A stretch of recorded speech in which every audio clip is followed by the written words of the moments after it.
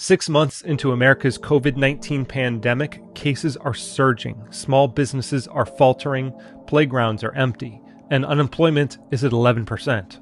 Our best hope for ending this nightmare is a vaccine, and there are more than 165 in development. But when a vaccine becomes available, how many Americans will refuse it? Bill Gates' vaccine is magically ready, but in order to get the vaccine, you also have to receive the biometric tattoo. Will you take it? I don't trust the vaccines. I never did. And be able to force things into your body that then slowly debilitate you with binary weapon systems and kill you. Vaccines are the greatest healthcare advance of our time, preventing an estimated 4.5 billion infections since their advent.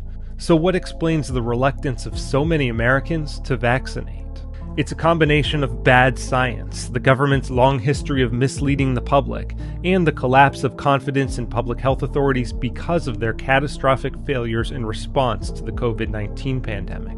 But if the government responds by attempting to force Americans to take a COVID-19 vaccine, it will only help the conspiracy theorists. Public health officials can begin to undo the damage of the past 6 months by rejecting authoritarian and paternalistic approaches in favor of careful persuasion and brutal honesty about the limits of their own knowledge.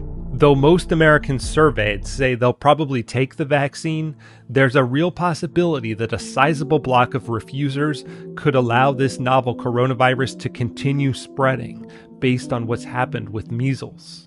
And vaccine refusal tends to happen in clusters, according to researcher Tara C. Smith. 2019 was the worst measles year in a generation. When you have some of these groups of individuals where vaccination rates are low, it just takes one person with measles to get in there and spread it through a community. Vaccine skeptics often focus on the claim that childhood vaccines cause autism. I think they need to wake up and stop hurting our kids. The vaccines are dangerous, if not given dangerous to certain people who are more susceptible. 2 years old, 2.5 years old, a beautiful child, went to have the vaccine and came back and a week later got a tremendous fever, got very, very sick, now is autistic. The claim famously was amplified by a British researcher named Andrew Wakefield. I started getting calls from parents who said, my child was developing perfectly normally, and then they had their MMR vaccine in many cases, and then they just disappeared.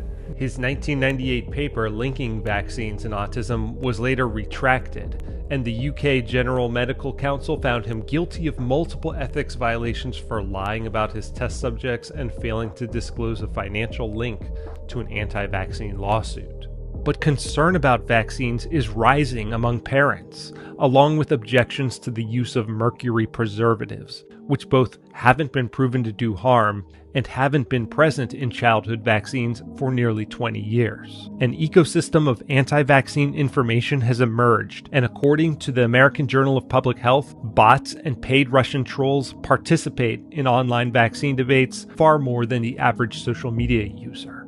And the trolls don't always join the anti-vaccine side of the debate, but aim to elevate the visibility to create false equivalency, eroding public consensus on vaccination. You have some people that really don't know what to think. So, we think of them as kind of fence sitters, and they're really just trying to figure out, what is going on? What do I believe? What do I trust? Largely, those people in the middle are the ones that I try to reach. But U.S. public health authorities have sometimes misled the public about vaccines and other public health interventions, which has made the job of convincing skeptics more difficult. The United States government did something that was wrong, deeply, profoundly, morally wrong.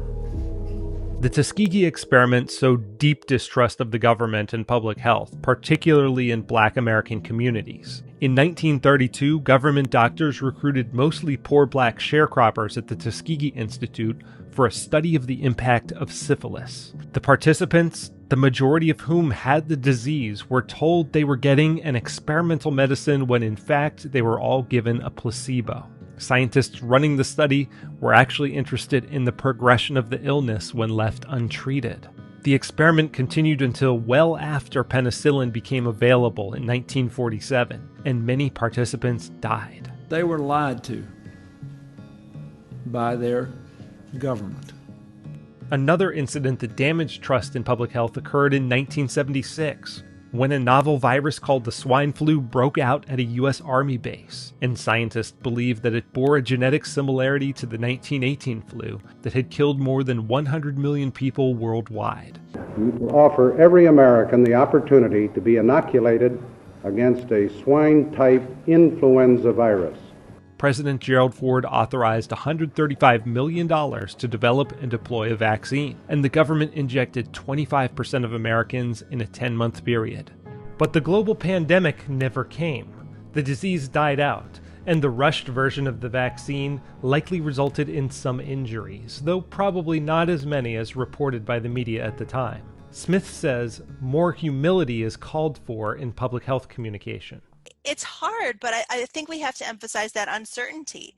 And I think that may have been one thing missing with the masks, and I was probably guilty of it myself. You do not have to wear masks because there is no evidence that they protect people who are not sick. Over the weekend, the U.S. Surgeon General urged people to stop buying masks, saying in a tweet, they are not effective in preventing general public from catching #coronavirus. Wearing a mask might make people feel a little bit better, and it might even block a droplet, but it's not providing the perfect protection that people think that it is. After reversing their position on face masks, authorities claimed their earlier message was motivated by a desire to preserve protective gear for medical workers, without ever acknowledging that they were wrong to say that masks wouldn't slow the spread of the virus. Do you now regret not advising people more forcefully to wear masks earlier?